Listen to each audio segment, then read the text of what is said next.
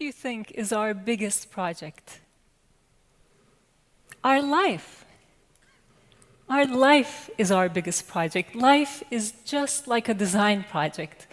It's full of constraints: money, age, location, circumstances. If you want more, you need to make what you want and what you need coexist. But they oppose each other. Look, I want to be on vacation, but I need to work. Now, if I can find a gig to work while I'm on vacation, which is kind of what I'm doing right now at Cannes, that is making what you want and what you need coexist. That's creating value. That's creativity. That's designing your life. But if you have the perfect life, don't design it. In fact, you could leave now. Anybody want to leave? Because I'm going to show you how to design your life. See, I had the perfect life.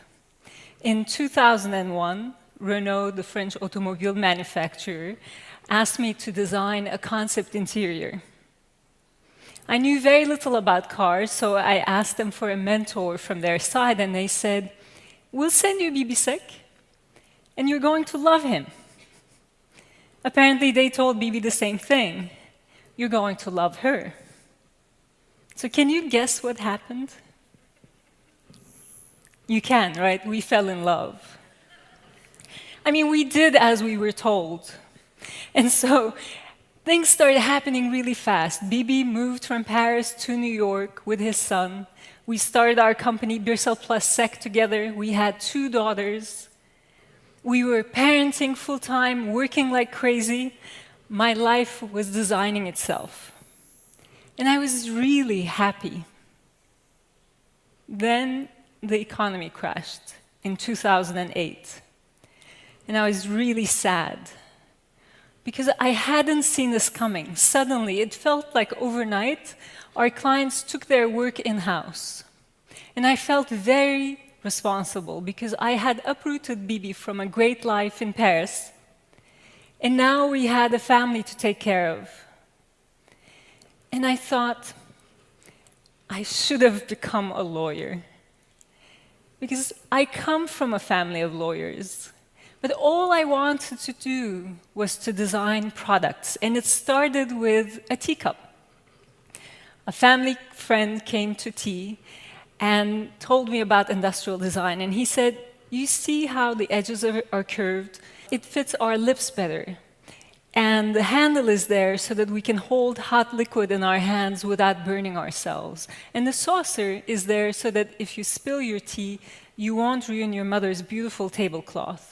And at that moment, I fell in love with the human scale of industrial design.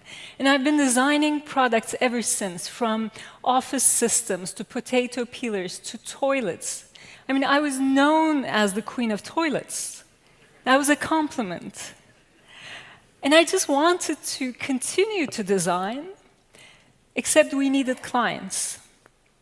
And I had all this time in my hands, and I felt very frustrated. It made me anxious not to work.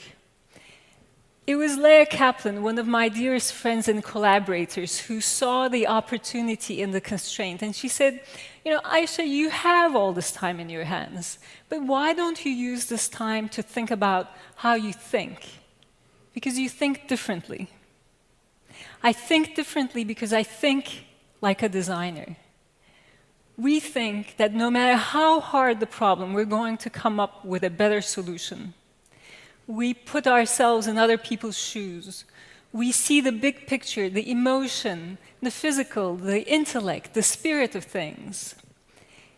We like to work together and ask what-if questions. What-if questions, all about having an open mind.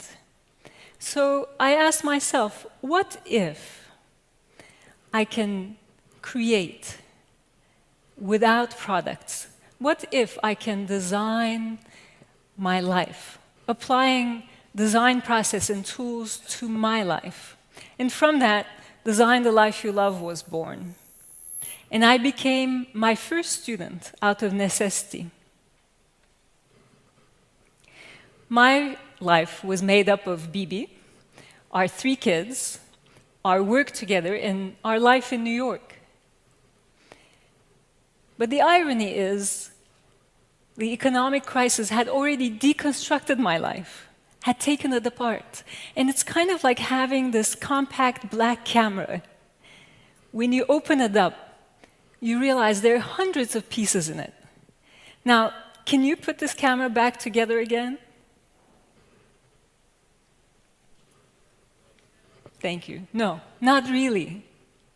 And that's the beauty of deconstruction, that when you deconstruct something, you break the links that hold them together, and now you're free to think about which parts to keep, which parts to change, and which parts to get rid of. And this brings us to our second step, point of view, seeing the same parts differently. How do you go from what you know and what you're used to, something that's different and new? The only way I know how to do it is to do it playfully. Because when we're playing, we're like kids. We're not afraid of making mistakes. There is no right or wrong when you're playing. You just try things and you create, and you learn by doing.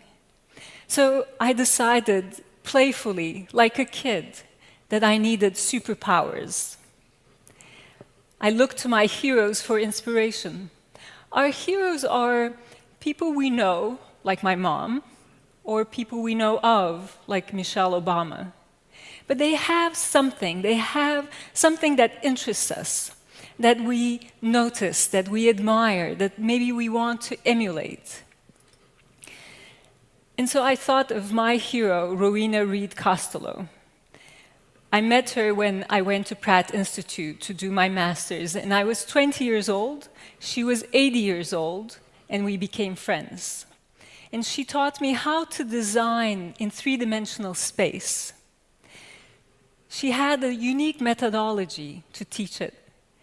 She also taught me how to live in New York, how to shop for food at Dean and DeLuca, the beauty of living in a loft. She also suggested that I should get a personal shopper. That's probably the only advice I didn't listen to. But Rowena reminded me of my values. Our heroes connect us with our values.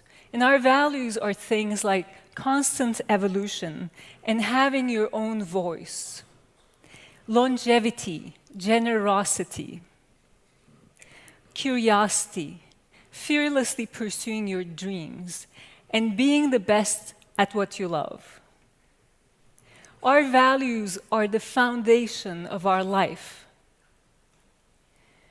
Which brings us to our third step, reconstruction, which is the other side of deconstruction, putting it back together again, based on our values, on things that matter to us.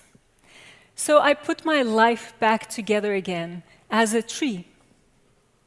My foundation, my roots were in Turkey, that's where I grew up. And then my trunk, where I became visible, that's New York. That's where I had my products, my process. And it made me realize that my future is the world. That if I'm a tree, I should bear fruit, and I should have seeds. And suddenly this idea of teaching other people to think about their life with creativity, with a creative process, started to make sense to me. Which brings us to thinking differently. What I was doing was thinking differently about the same things and realizing for the first time that design can transform lives, even without the intermediary of products. And that this is for everyone. We can all be designers of our life. Expression, our fourth step, is giving form to our idea. If I'm designing a chair, I'll sketch it. I'll make a model. I'll write about it. I'll visualize it to make it happen. Same thing with our lives. If we can visualize the life we want to live, we can make it happen.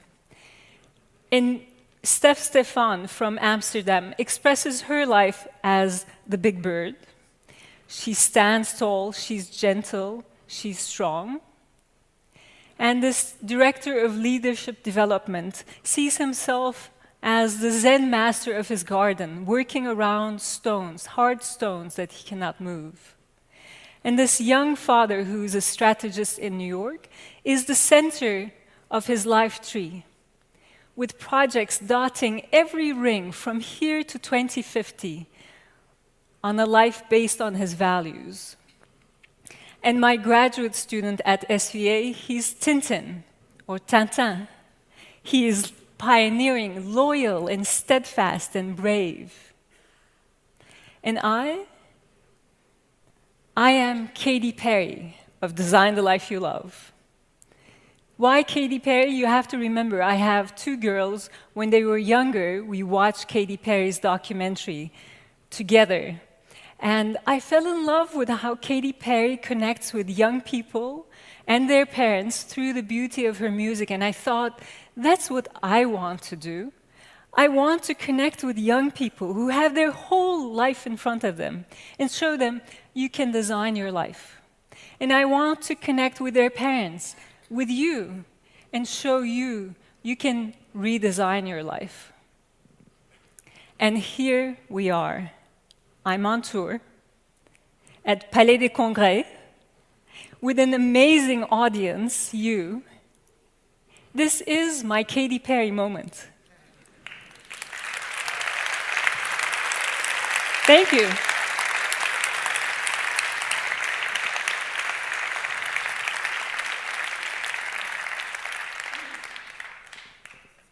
Now, more than ever before, we need to think about our life differently. I grew up in Turkey, and Bibi grew up in Senegal. We grew up in very different places, but our parents gave us a very similar roadmap. They said, go to school, work hard, find a job, get married, have children. That was the definition of a good life. But today, I don't have that roadmap to give to my children. Things are changing so fast and so dramatically. Our kids live in a different world. There are no road maps, and that's an incredible challenge. But every challenge is an opportunity when you think creatively. There are no road maps, so create your own roadmap. Imagine your life with creativity, playfully, with optimism. I cannot give my children a roadmap, but I can share with them how to apply a creative process to their lives, to approach problems with creativity and courage. And I can share that with you as well. So I have found my voice. Design your life. Design an original life, a life that looks like you, that feels like you, that even smells like you. An original life that is coherent with your values. Design your life, and then go live it. Thank you. Thank you.